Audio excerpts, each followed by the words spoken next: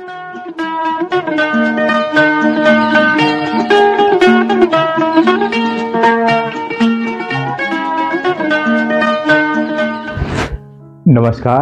आदाब दोस्तों, आपके साथ मैं हूं फराज। आज के इस प्रोग्राम में जिक्र करेंगे, या यूं कहें कि दुआ करेंगे उस शख्स के लिए जो पिछले 50-55 सालों से फिल्मी दुनिया में है।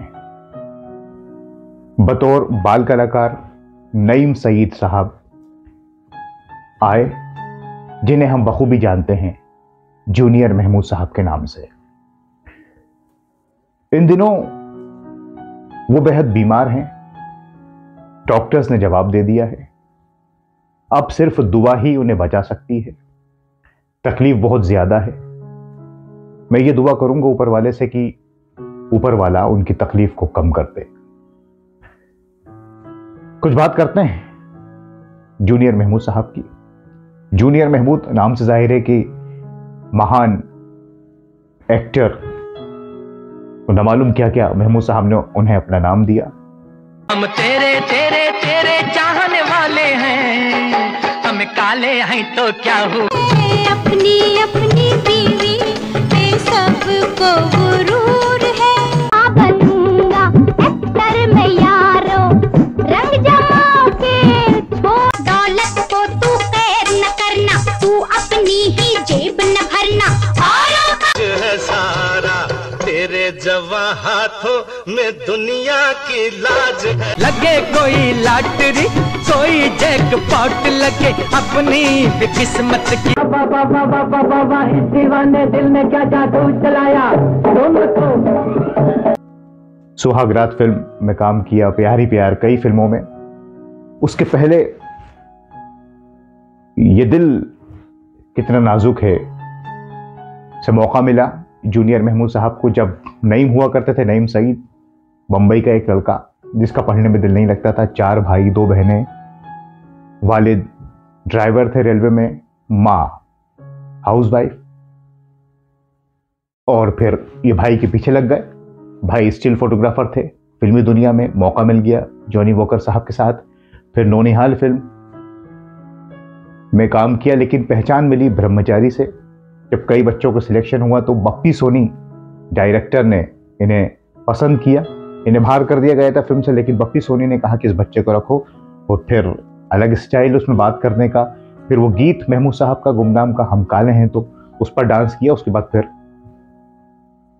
जूनियर महमूद साहब की, नईम सईद की जिंदगी बदल गई। फिर महमूद साहब के करीब आए।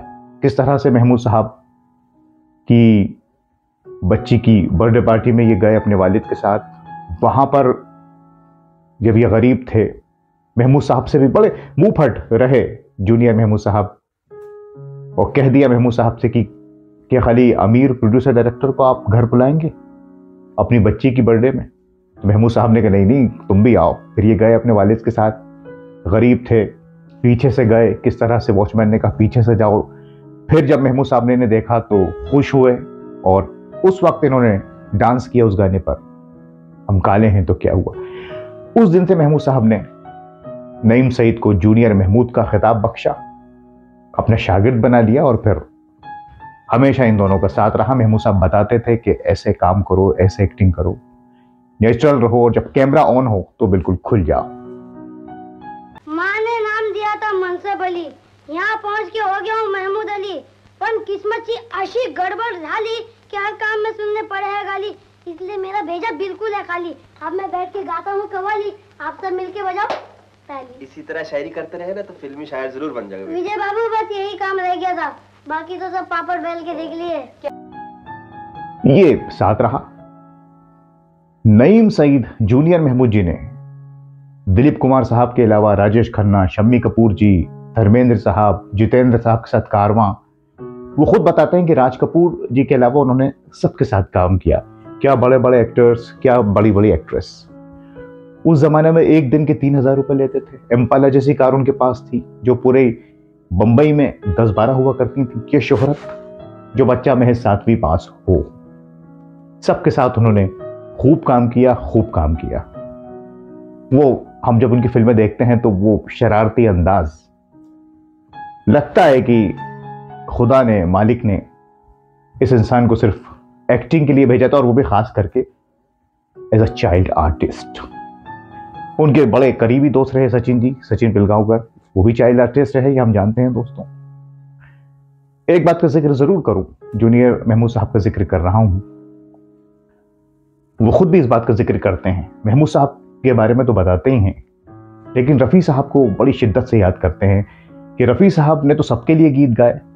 वो गीत हम काले हैं तो क्या हुआ, गुमनाम का फिल्म ब्रह्मचारी में जूनियर महमूद साहब उसमें भी रहे। फिल्म में जौहर महमूद इन हांगकांग, उसमें रफ़ी साहब का गीत था जो इन पे रीपिक्चराइज किया गया, महबूबा महबूबा।